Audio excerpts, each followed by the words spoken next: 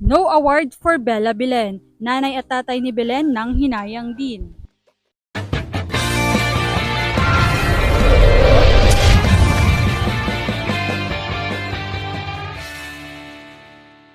What's up, Volleyball Nation? Welcome back to my YouTube channel. Narito ako para magbigay sa inyo ng updates tungkol sa mundo ng volleyball. Pero bago yan, don't forget to subscribe and hit the notification bell para updated ka sa aking mga videos. Habang papalapit ng makamit ang silver medal, alam ni Bella Belen na kailangang ilaban ng Pilipinas ang lahat. Matapos ang walang panalong kampanya sa unang leg, isang panalo na lamang ang kailangan ng Pilipinas upang mabago ang kanilang kwento sa CV Cup. Kailangan lamang nilang talunin ng Indonesia. Ang koponang tinalo na sila noong isang linggo pa lamang ang nakalilipas. Alam ni na Belen at noong buong alas na magiging matindi ang laban at ganoon nga ang nangyari. Ngunit nagpakita sila ng matinding determinasyon at napagtagumpayan ang walang tigil na hamon ng Indonesia upang makuha nga ng Pilipinas ang silver medal. Talagang pinaghandaan namin ang larong ito dahil may pagkakataon kaming makuha ang silver medal at naniniwala ako sa koponan. Pahayag ng Capital One Star ilang sandali matapos ang tensyonadong pagtatapos ng fourth set, kung saan apat na magkakasunod na set point ang napigilan ng Pilipinas bago tuluyang makuha ang panalo. Alam kong kaya naming manalo sa larong ito at napakasaya ko na nanalo nga kami. Maliban sa kanilang matinding panalo sa unang set, hindi kailanman tuluyang nakawala ang alas Pilipinas sa Indonesia.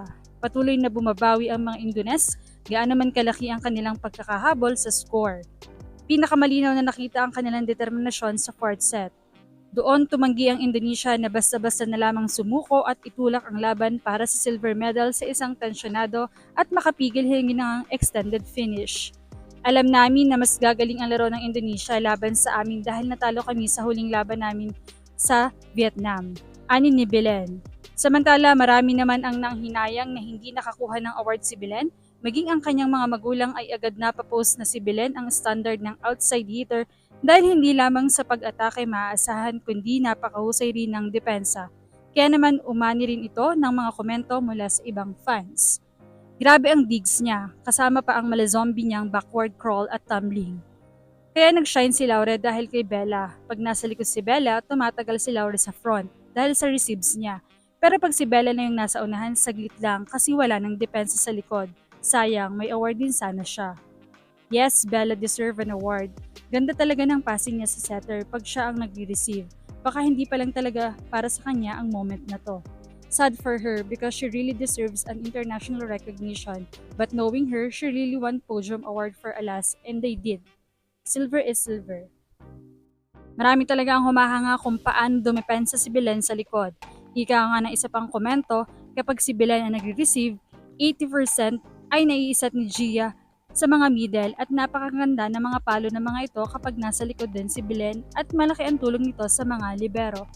Kaya naman nakakapanghinayang sapagkat sa international games ay hindi nare-recognize ang non-scoring skills, ang mga digs, ang mga receives, kundi ang mismong scoring lang talaga at attack efficiency. Kaya naman, anong masasabi niyo rito? Leave a comment below. Thank you for watching and don't forget to subscribe.